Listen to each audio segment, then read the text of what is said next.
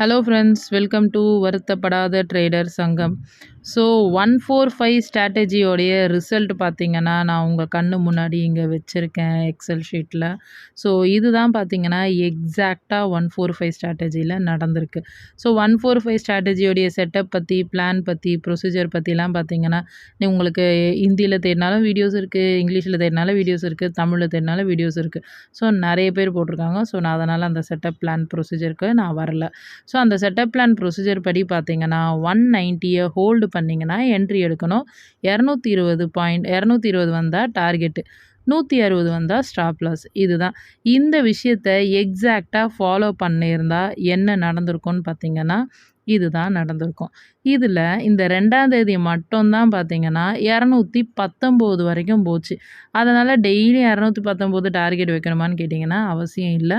ஆனால் அந்த ஒரு நாள் மட்டும்தான் 219 டார்கெட் ஒரு வேளை புக் பண்ணியிருந்தாங்கன்னா அன்றைக்கி ஒரு நாள் ப்ராஃபிட் வந்திருக்கும். மற்ற நாள் ப்ராஃபிட் ஆன அன்றைக்கி எல்லாமே பார்த்திங்கன்னா 220 டார்கெட் அடிச்சிருக்கு. அதே மாதிரி பார்த்திங்கன்னா லாஸ் ஆன அன்றைக்கி எல்லாமே பார்த்திங்கன்னா கரெக்டாக 160ல் ஸ்டாப் லாஸ் அடிச்சிருக்கு. இதுதான் எக்ஸாக்டாக இந்த 145 ஸ்ட்ராட்டஜியில் நடந்திருக்கு. ஸோ 19 நாள் ரிசல்ட்டில் பார்த்தீங்கன்னா 1570 இதுதான் ப்ராஃபிட். ஸோ இதுதான் உண்மையான நிலவரம் 145 ஸ்ட்ராட்டஜியை படி. இதில் அவங்கவுங்க வீடியோஸில் எப்படி போட்டிருக்காங்கன்னா ஒருத்தவங்க 180 என்ட்ரி ஆன மாதிரி போட்டிருக்காங்க, ஒருத்தவங்க 185 என்ட்ரி ஆன மாதிரி போட்டிருக்காங்க, ஒருத்தவங்க 190 என்ட்ரி ஆகிட்டு 205 எக்ஸிட் ஆவாங்களாம். கேட்டால் அங்கே ஒரு ரெசிஸ்டன்ட் இருக்குது அப்படின்ற மாதிரி சொல்கிறாங்க.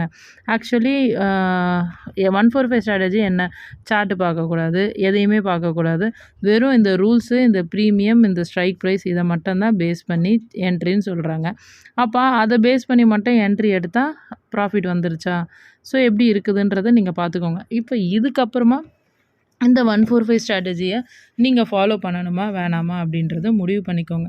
ஸோ இந்த 19 டேஸ் ரிசல்ட்டை வச்சு மட்டும் எந்த ஒரு ஸ்ட்ராட்டஜியுமே நம்ம டிசைட் பண்ண முடியாது. ஏன்னா எந்த ஒரு ஸ்ட்ராட்டஜியுமே பார்த்திங்கன்னா மினிமம் அந்த ஸ்ட்ராட்டஜி ஒர்க் அவுட் ஆகுமா ஒர்க் அவுட் ஆகாதா அப்படின்றது 100 நாள் நம்ம டெஸ்ட் பண்ணிட்டு தான் அந்த ஸ்ட்ராட்டஜியை பற்றி நம்ம டிசைட் பண்ண முடியும். ஸோ நான் இப்போதைக்கு 19 நாள் இது நான் ரியல் டெஸ்ட், ஏன்னா நான் நிறைய பேரோட எக்ஸல் ஷீட் பார்த்துருக்கேன். ஸோ யாருமே இந்த ரியல் ஃபேக்டை காமிச்ச மாதிரி எனக்கு தெரியல. மேபி உங்களுக்கு தெரிஞ்சால் கமெண்ட் பண்ணுங்கள், நானும் அந்த சேனலை ஃபாலோ பண்ணிக்கிறேன். ஸோ ஏன் சொல்கிறேன் அப்படின்னா என்ட்ரி அண்ட் எக்ஸிட் பார்த்திங்கன்னா அவங்க சப்போர்ட் அண்ட் ரெசிஸ்டன்ஸ் இல்லை ஒரு சேஃப்டி புக்கு அப்படின்னு சொல்லிட்டு போகிறாங்க. ஸோ எல்லா சப்ஸ்கிரைபர்ஸுமோ இல்லை எல்லா ஃபாலோவர்ஸ் ஆஃப் 145 ஸ்ட்ராட்டஜி அந்த மாதிரி குவிக் எக்ஸிட் பண்ணுவாங்களா அப்படின்னு கேட்டிங்கன்னா 80% பண்ண மாட்டாங்கன்னு தான் எனக்கு தோணுது. வை? பிகாஸ் ரூல் போட்டுட்டு அவங்க என்ன ஜிடிடி ஆர்டரோ இல்லை டார்கெட்டோ இல்லை ஒரு ஸ்டாப் லாஸோ அது ரெண்டுத்தையுமே போட்டுட்டு அவங்க ரிலாக்ஸாக இருக்க தான் பார்ப்பாங்க. அப்படி இருக்கிறப்போ இந்த மாதிரி ஸ்டாப் லாஸ் அடிக்க இது நெக்ஸ்ட் லெவல் ஆஃப் எமோஷன் நம்மளை ட்ரேடில் கொண்டு போகும். ஸோ எமோஷ்னல் ட்ரேடிங் அதுதான் ஒரு பெரிய ப்ளேபேக் பண்ணிக்கிட்டு இருக்கு. ஸோ இந்த 145 ஸ்ட்ராட்டஜியோட நான் ட்ரேட் பண்ணியிருக்கேன். ஸோ இதையும் நான் ட்ரேட் பண்ணுறேன். ப்ளஸ் என்னுடைய ஓன் லெவல் அனாலிசிஸ்லையுமே நான் ட்ரேட் பண்ணுறேன். ஸோ அதோடைய ரிசல்ட்டும் நான் உங்களுக்கு காட்டுறேன்.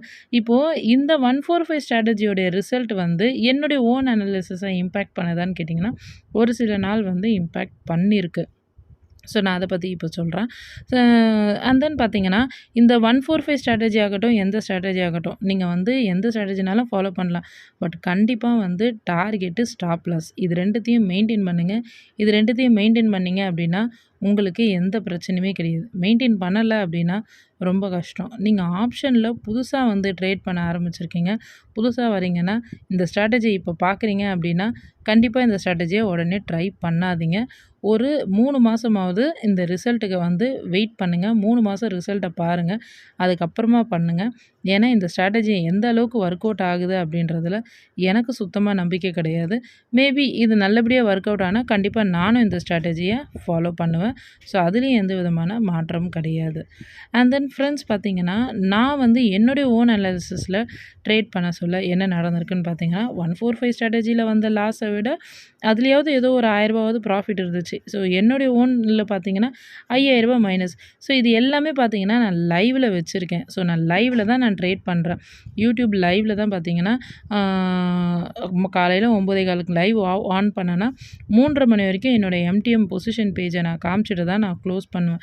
ஸோ அப்படி இருக்கிறப்ப பார்த்தீங்கன்னா, என்ன மாதிரி ரிசல்ட் வந்து பாருங்கள். ஸோ ஃபஸ்ட்டு நாள் வந்து 145 மட்டும் தான் நான் பண்ணணும்னு சொல்லி இந்த ட்ரேட் எடுத்து ஆரம்பித்தேன்.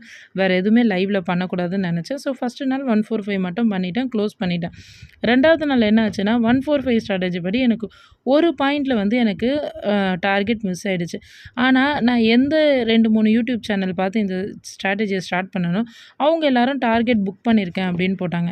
ஏன்னு பார்த்தீங்கன்னா, அவங்க கேட்டால் நான் சப்போர்ட் பார்த்தேன், எனக்கு அந்த இடத்துல ஒரு சப்போர்ட் இருந்துச்சு, ஒரு ரெசிஸ்டன்ஸ் இருந்துச்சு, ஸோ நான் சேஃப் புக் ஆகிட்டேன் அப்படின்னு சொன்னாங்க.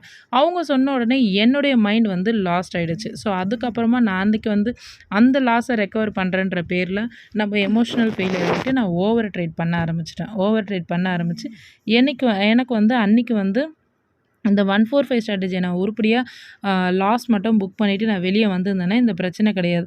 அந்த லாஸை ஏற்றுக்க முடியாமல் நான் திரும்ப ட்ரேட் பண்ணதுனால எனக்கு அந்த 2ஆம் தேதி பார்த்திங்கன்னா எனக்கு பெரிய மைனஸ். ஸோ இதுவுமே பார்த்திங்கன்னா என்னுடைய லைவில் இருக்குது. அண்ட் தென் பார்த்திங்கன்னா அதுக்கப்புறமா டார்கெட் வந்து 145ல் ஹிட் ஆகிருக்கு. நானும் வந்து ட்ரேட் பண்ணேன், அதுக்கு எக்ஸ்ட்ரா நான் கொஞ்சம் ட்ரேட் பண்ணேன், வந்துடுச்சு. ஸோ இப்படியே வந்து டீசெண்டாக போச்சுங்களா. அதுக்கப்புறம் பாருங்கள் 2200 minus. OTM out of the மணியில் ட்ரேட் பண்ணேன். ட்ரேட் பண்ணுறப்ப என்ன பண்ணேன், ஸ்டாப் லாஸை போடலை. ஸோ ஸ்டாப் லாஸ் போடாமல் அன்றைக்கி ட்ரேட் பண்ணேன், அன்றைக்கும் மைனஸ் ஆகிடுச்சு. ஸோ இந்த எல்லா நாளுமே பார்த்திங்கன்னா நான் 145 ஃபாலோ பண்ணியிருக்கேன். ஃபாலோ பண்ணி அதுக்கப்புறமா நான் பண்ண ட்ரேட்னால இந்த மாதிரி ஆயிருக்கு. ஸோ ஒரு ட்ரேடில் சக்ஸஸ் ஆகிறதுக்கு ஸ்ட்ராட்டஜி மட்டும் முக்கியம் இல்லை. ஸோ நான் எந்த அளவுக்கு நான் டிரான்ஸ்பரண்ட்டாக இருக்கேன் அப்படின்றத காமிக்கிறதுக்காக தான் நான் இந்த ரிசல்ட் உங்களுக்கு காட்டுறேன். இது எல்லாமே பார்த்திங்கன்னா என்னுடைய லைவ் வீடியோஸில் வந்து இருக்குது. நீங்கள் என்னுடைய சேனலை சப்ஸ்கிரைப் பண்ணுங்கள், பெல் பட்டன் கிளிக் பண்ணுங்கள். அப்போ தான் நான் வந்து மண்டே போடுற லைவ் வந்து நீங்கள் பார்க்கலாம்.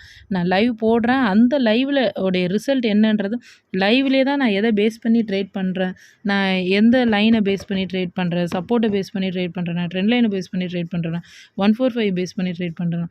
ஸோ இந்த டார்கெட்டும் ஸ்டாப் லாஸும் நான் பண்ண தப்புனால தான் எனக்கு வந்து இவ்வளோ பெரிய மைனஸ். ஒருவேளை அந்த 2 நாளைக்குமே நான் ஒரு சின்ன மைனஸில் க்ளோஸ் பண்ணியிருந்தேன் அப்படின்னா எனக்கு இவ்வளோ பெரிய மைனஸ் கிடையாது. ஏன்னா அந்த 2 நாள் மட்டும் பார்த்தீங்கன்னா 11,500 மைனஸ். இந்த 11,500 விட அந்த 11,500 அந்த 2 இடத்துல மைனஸில் வந்து நான் வெறும் ஒரு 1000, 2000 மைனஸில் இருந்ததுன்னா நான் கண்டிப்பாக இப்போ வந்து ஒரு 3,000 ப்ராஃபிட்டில் இருந்திருப்பேன். ஸோ இந்த ஸ்ட்ராட்டஜியை பொறுத்த வரைக்கும் இந்த ஸ்ட்ராட்டஜி மட்டும் கிடையாது, எந்த ஸ்ட்ராட்டஜியை பொறுத்த வரைக்குமே சரி, ட்ரேடிங்கை பொறுத்த வரைக்கும் சரி, இங்கே வந்து 10 நாள் நீங்கள் கரெக்டாக பண்ணுறது பெரிய விஷயம் கிடையாது. ஒரே ஒரு நாள் நீங்கள் தப்பாக பண்ணிட்டீங்கன்னா முடிஞ்சு போச்சு. ஸோ எங்கள் அப்பா ஒரு டயலாக் சொல்லுவாங்க. என்ன சொல்லுவாங்கன்னா, நல்ல பேர் எடுக்கிறது ரொம்ப கஷ்டம், கெட்ட பேர் எடுக்கிறது ஈஸி, ஒரே செகண்டில் எடுத்துடலாம் அப்படின்ற மாதிரி தான்.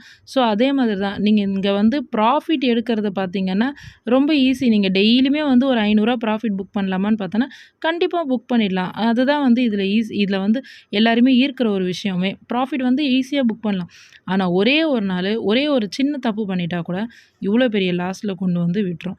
ஸோ நீங்கள் ஸ்ட்ராட்டஜின்ட்டு ஸ்ட்ராட்டஜி பின்னாடி ஓடுறதை விட்டுட்டு ஃபஸ்ட்டு டிசிப்ளின், அதாவது இவ்வளோ ஸ்டாப் லாஸ் நான் கண்டிப்பாக போடுவேன். என் லிமிட் இன்றைக்கி 500 500 தான். 500 லாஸ் ஆனால் பிரச்சனை கிடையாது.